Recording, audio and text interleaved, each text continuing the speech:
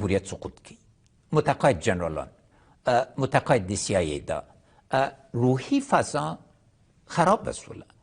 مگر له ټول نه مهم دا و چې سیاسي قشر یا برخه د سیاسي قشر د افغانستان معامله وکړله، یو ولایت نه پس بل ولایت نه. او کابل کې تاسو په وروستیو شیبو کې تغییرات راوستل، د کابل دفاع دپاره نوی قمندان وټاکه، لوی درستیز مو تبدیل که، او هیله هم دا وه چې که هر بل ځای سقوط کوي کابل به ساتئ، ولې مو ونه ساته؟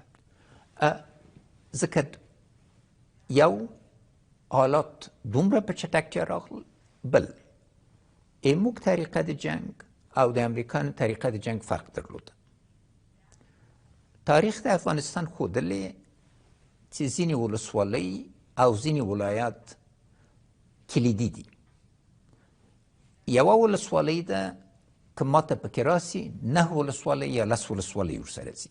داسې ولایت دی چې یو ولایت کې چې ماته راسي، امریکایانو طرح په آخر کې دا وه چې کابل قندار وساتي، نور ټول ځای تش کړي. دا د ملي